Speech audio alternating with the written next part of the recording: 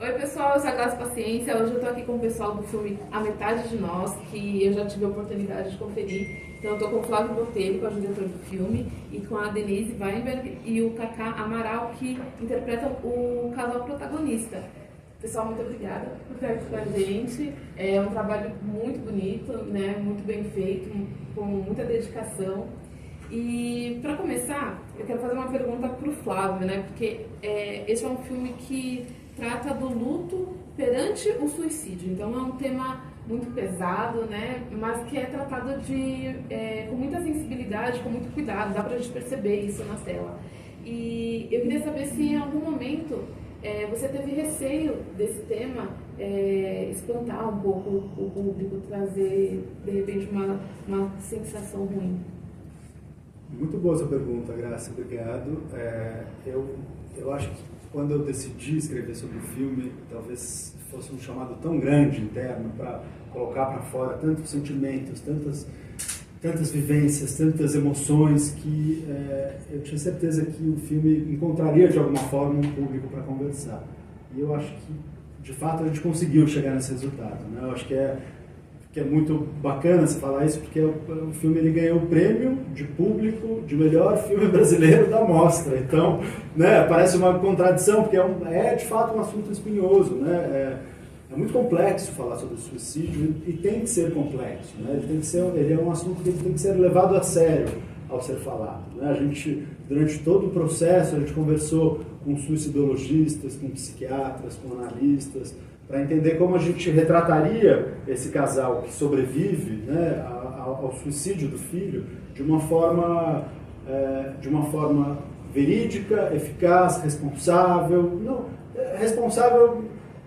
mas enfim, como a gente lidaria depois do filme pronto de uma forma responsável, né? Eu acho que é mais bem colocado assim. Eu acho que os personagens, eles, mais do que ter qualquer barra de critérios ali para onde eles vão, eles são mais viscerais, eles fazem caminhos muito mais humanos, né? Com os seus desejos, os seus defeitos, as suas virtudes e os seus buracos, né? As suas falhas. Eu acho que falar sobre o tema, né? Falar sobre suicídio, geralmente é muito complexo, porque é um tema tabu, é um tema que gera estigma para as pessoas que são impactadas pelo suicídio, e eu acho que a gente só consegue mudar uma realidade quando a gente aborda e fala e dialoga sobre ela. Então, acho que essa é um pouco a nossa, também parte do nosso propósito em lançar esse filme, em dialogar com o público a partir do momento que ele impacte pessoas que assistam. A gente tem aqui o que veio muito das suicidologistas, que como a gente vai abordar, né? Como falar sobre isso na imprensa, né? Então a gente tem que pensar primeiro como acolher as pessoas que de fato, ou que estejam passando por alguma angústia, estejam num momento de angústia.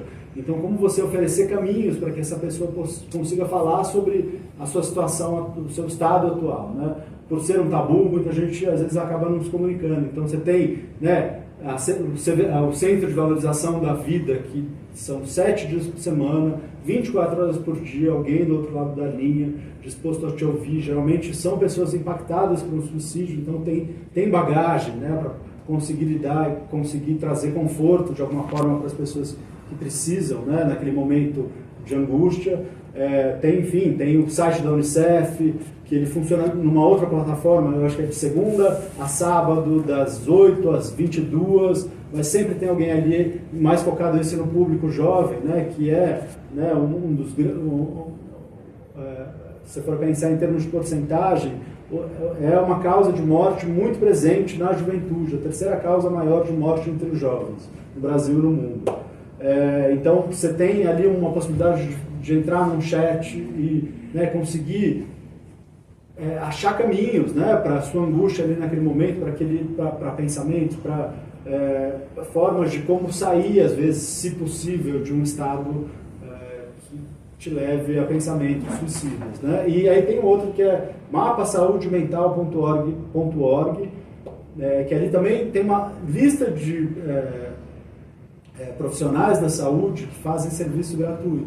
Então você acha ali psicólogos, psiquiatras e pessoas que podem atender quem não tem acesso, né? Então acho que sempre quando a gente fala sobre esse tema, talvez tenha que ter essa pauta ali colada, né? De uma forma em que isso possa ser falado, possa ser cutucado e de uma forma muito mais empática a gente consiga lidar com isso, que é uma questão séria. Hoje em dia o Brasil tem, um dos últimos números são 16 mil pessoas que se suicidaram pelo último dado oficial, é muita gente, né? E se você for pensar que para cada suicídio aproximadamente 156 pessoas são impactadas diretamente por essa morte, está falando de muita gente, né? Então, de fato, é algo que a gente precisa trazer mais conversa, pôr em pautas públicas, entender como a gente pode transformar esses dados e, né, acolher um pouco mais as pessoas em angústia e sofrimento. Pegando essa carona aí do Flávio, eu acho que o que me impactou muito, a gente, não estou menosprezando, mas a gente receber esse prêmio, né, o prêmio não de júri, mas o prêmio popular, que é das pessoas que vão ao cinema. E aí, quando a gente recebeu esse prêmio, eu fiquei pensando comigo mesmo, tipo, nossa, que loucura, é um tema tão espinhoso, né? Por que tanta gente gostou, né? Votou, né? Aí eu cheguei a, não sei se é a conclusão ou não, nós estamos processando isso. Eu acho que no Brasil a gente vive em luto o tempo todo, né? Todo mundo sabe de alguém, depois da pandemia então, pior ainda. Então eu acho que isso que impactou as pessoas a terem empatia com o filme e se reconhecer através do filme. E essa é a nossa função como artista, né? Isso eu fiquei muito feliz com esse prêmio, porque de alguma forma a gente está ajudando, sabe? E a nossa função é essa, fazer com que as pessoas, através da arte, consigam elaborar, reelaborar, reformatar suas vidas, repensar as coisas. Então, isso me impacta muito, o fato de todo brasileiro estar com a morte do lado. Eu posso sair aqui agora daqui e levar uma bala perdida aqui, né? Posso ser assaltado aqui na esquina, enfim. A gente está muito próximo de uma violência muito forte e de um índice de mortalidade por violência ou por desespero, que é o caso do suicídio, muito alta. Precisamos falar sobre isso, né? É um assunto que está presente, né? Por isso que é necessário falar. E você mencionou, Flávio, algumas instituições que ajudam pessoas que estão em período depressivo. E aí eu queria saber de vocês três, se vocês acreditam que as redes sociais, hoje na prática, elas ajudam ou atrapalham na luta contra o suicídio? Não, acho que você se suicida pela rede social. Eu acho que a rede social é um manancial de vontade de suicidar enorme, né? Sem dúvida nenhuma. É até um perigo colocar um tema desse nas redes sociais para se discutir sem nenhum, né? Ainda mais hoje que nós vivemos fake news. E quanta gente já se suicidou por causa disso? Também. Gente que se suicidou por causa da fake news, foi massacrado, acabou matando. Eu acho que o que nós fizemos, a nossa parte, eu sinto assim, a minha parte, eu fiz. Eu acredito que nós fizemos a nossa parte. Nós fizemos uma obra que pode ser um gatilho para que se comece a discutir uma coisa tão importante, tão relevante na nossa sociedade, entendeu? É um tema que precisa ser discutido, porque os números mostram, né, cada vez mais. E nós sofremos essa coisa da pandemia também, né, esse processo todo. Então, isso se acirrou também, mas nós não somos, na verdade, ninguém para ficar discutindo sobre isso, muito menos nas redes sociais. Tem pessoas qualificadas, né, psicólogos, psiquiatras e tudo mais. Mas eu acredito que a nossa parte foi feita ao fazer essa obra, né? Em respeito a essas pessoas ficaram nesse luto, que vivem até hoje também, porque é uma coisa que não tem como se livrar. A vida continua, mas vai ser diferente, né? Quando você perde um filho, eu acho que uma dor tão pungente, tão, né, corrosiva, eu acho. eu tenho exemplos assim de pessoas que continuaram, né? Porque a vida te leva, né? Vai, te empurra, aí você vai, né? Você vai. Mas é muito difícil discutir tudo isso, eu já estou até parando. Só para complementar um pouco, as redes sociais ainda são lugares pouco regulamentados, né? E eu acho que tem um lugar onde um vídeo, um pensamento, eles se espalham de uma forma muitas vezes viral e que nem sempre está de acordo com políticas públicas, com políticas de profissionais gabaritados para falar sobre isso. Então é uma região muito perigosa, que gera muita ansiedade, né, nessas novas gerações ali que se relacionam muito por meio das redes sociais. Então, sim, eu acho que as redes sociais são bem... a gente tem que ter bastante atenção ali de como colocar as coisas, de como divulgar, de como dar informação, porque é um lugar ainda um pouco mais sombrio, digamos assim, né? Onde os controles funcionam de outra forma, em outra dinâmica que pode causar muita coisa ruim. Pode não, causa e é complexo, né? Também surge ali cyberbullying, né? Outras coisas que são, né, um horror para uma nova geração aqui, que tem que lidar, né, com outras coisas ali que a gente, pelo menos, não lidou com isso, né? A gente lidou com outras questões. É porque acabou dando voz a muita gente, né? Pessoal pouco estruturado, pouco instruído, com pouca maturidade também. E até a gente tem o canal aqui do Cinema de Boteco e vira e mexe tem uns comentários não receptivos, vou colocar assim, né? Mas é isso, a gente tem que aprender a lidar, né? Vamos continuar aqui. Eu vi, Flávio, que você começou a trabalhar no filme em 2014, né? Além da pandemia, quais outros obstáculos que você encontrou até concretizar o filme? Boa, ótima pergunta. O filme, eu comecei a trabalhar em 2014 ainda com o Bruno Castro, com uma ideia, a gente não tinha nenhum financiamento, então a gente tinha uma certeza que a gente queria falar sobre o tema, e a gente queria contar o tema, a gente queria falar sobre o filme na perspectiva de um casal, né, um homem e uma mulher, sexagenários, que perderam um filho por suicídio. Então a gente tinha, né, um pouco esse desenho de como eles iam após, né, que o filme começaria com a morte do filho e que ele faria o caminho que ele faz, né, ele abriria em caminhos diferentes e que eventualmente se tocariam, se cruzariam e caminhariam de formas distintas. E a gente fez o primeiro tratamento do roteiro, eu e o Bruno acreditando muito na história, e a gente aí conseguiu um fundo setorial do audiovisual, que era o Prodave 5, se não me engano, Prodave 5 não, Prodave 4, que era para desenvolvimento de roteiro, que era um edital maravilhoso, que eles davam um valor para a gente fazer escrever, né? E ter tempo de qualidade, porque, né, quando você faz muito na raça, o tempo de qualidade ele vai embora, você encaixa em outras coisas, você precisa ganhar dinheiro, né? Um pouco parte da nossa lógica aqui, então você acaba encaixando à noite, final de semana, e eu acho que é importante quando você, né, de fato é premiado para desenvolver um roteiro, né, você consegue botar o roteiro na tua vida de uma forma muito mais pragmática, muito mais, né, esquemática dentro da tua rotina. E ganhar para isso, né? Então a gente conseguiu trazer consultores maravilhosos, né? O próprio Miguel Machowski. Depois disso a gente ganhou o Doctoring da SPCine, que era já com tratamento avançado, mas aí entrou o Alberto Ferrari, que aí também foi para, né, dar palpite, entender, aprimorar. Eu acho que a gente estava no terceiro tratamento do roteiro. E entrou a Daniela Capelato, que também entrou para ser uma consultora e acabou sendo fagocitada pela sala de roteiro, e ali ficou com a gente, né? Porque tem essa coisa do consultor que ele chega e fala, aqui não, aqui é... Bom, e agora? O que a gente faz? Não sei, agora trabalha de vocês. A Dani a gente não deixou, ela falou, não, Dani, vem escrever com a gente, ela topou. E a Daniela Capelato ficou até o final do filme, foi consultora de montagem, super presente, super parceira. Mas enfim, a gente ganhou um prêmio para fazer, que era o MINC BO longa-metragem, de um edital que abriu em 2016, se não me engano ele não existe mais. O dinheiro saiu em 2017 e a gente começou a preparação do filme em 2018. Então, né, você tem esses grandes intervalos, né?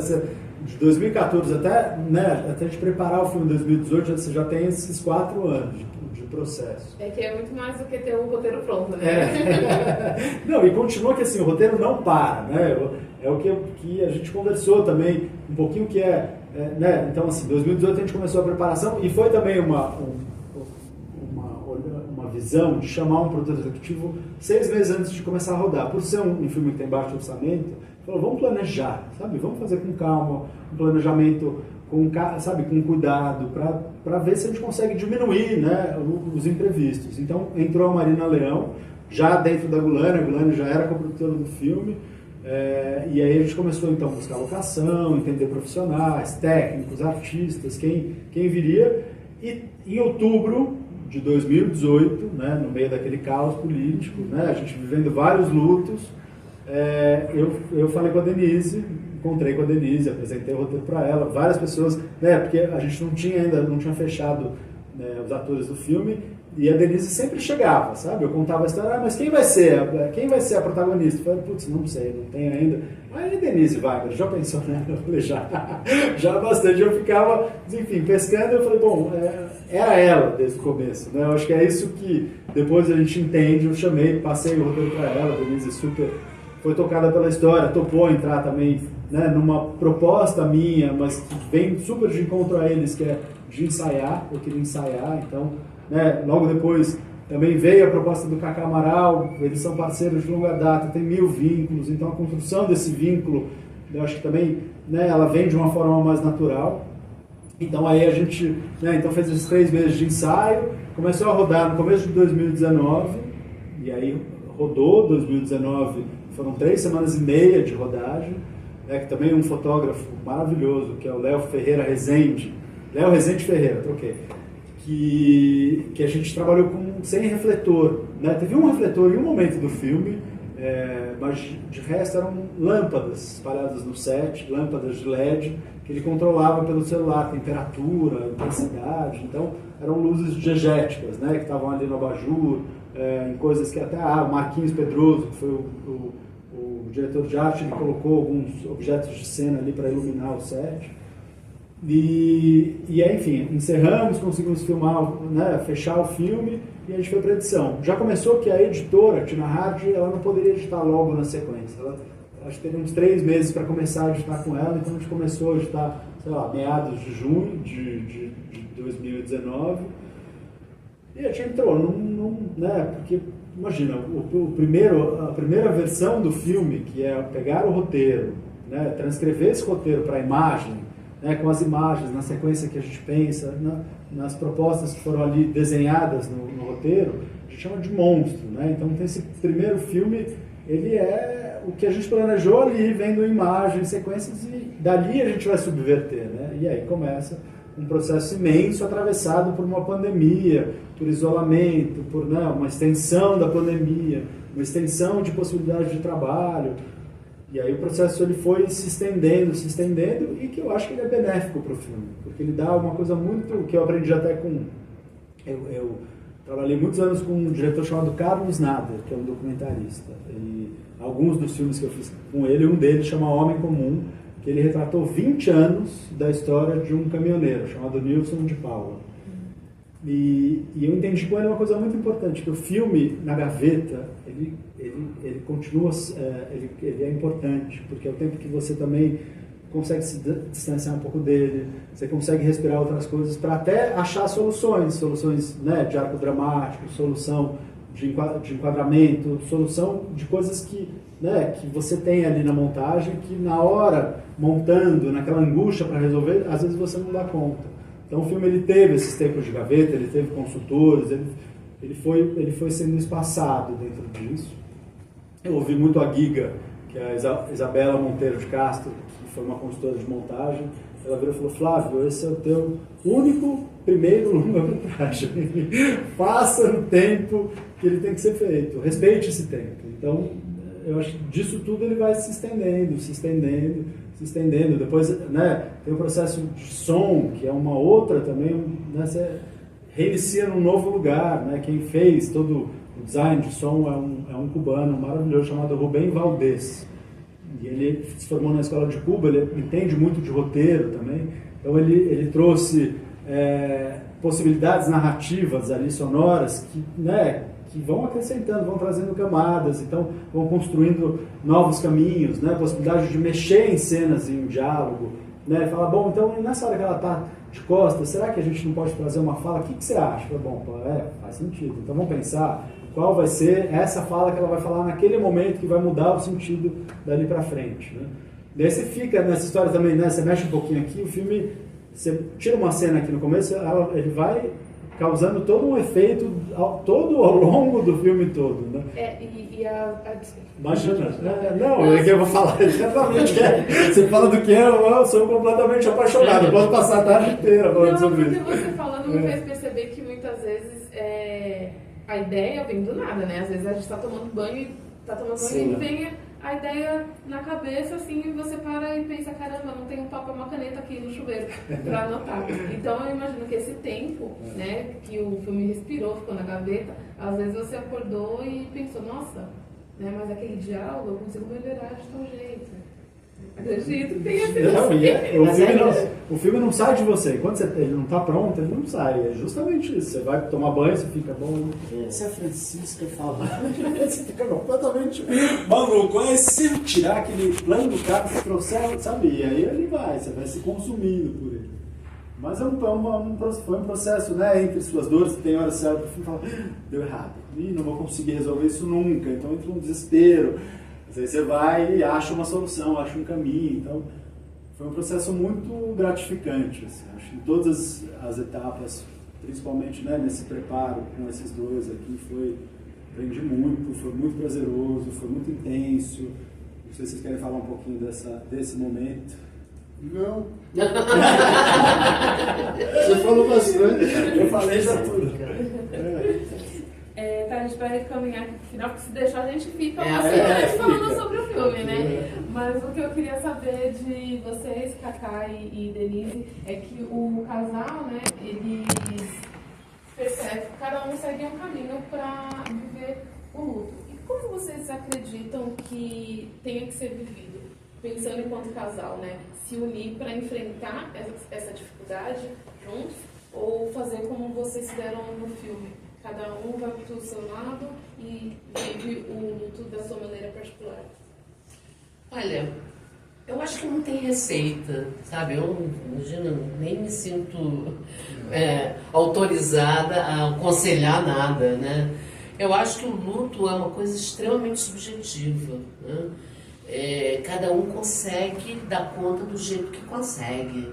Tem uns que entram na gandaia, outros vão para depressão, outros ficam inertes, né? Ficam meio paralisados. Eu acho que não tem o certo, não tem o errado. Eu acho que o luto é uma preparação até para a tua própria morte, sabe? Eu acho que você lidar com quando você perde pai, quando você perde mãe, né? Você lida com uma... Agora, o luto de um filho, eu não quero nem imaginar o que deve ser, né? Apesar de a gente ter feito esse papel, mas foram suposições sensoriais e sensíveis nossas, minha, do Cacá e do Flávio. Né? Não tem, é melhor ser por aqui. Não tem melhor, o luto é fatal, né? Uma fatalidade, o suicídio é uma fatalidade, uma tragédia na sua vida, né? E eu acho que você tem que superar com as armas que você tem, com a tua sensação, sensibilidade, com a tua experiência e às vezes você se surpreende, né? Eu acho que o luto é uma sucessão, é uma caixa de Pandora, sabe? Saem coisas que você jamais poderia imaginar que iam sair e saem no luto. Eu não saberia dizer, não saberia dar uma receita também não, porque é a história de cada um, né? Cada um vai vivenciar, vai viver da maneira como ela vai encarar mesmo essa vida que não para, né? Que não para.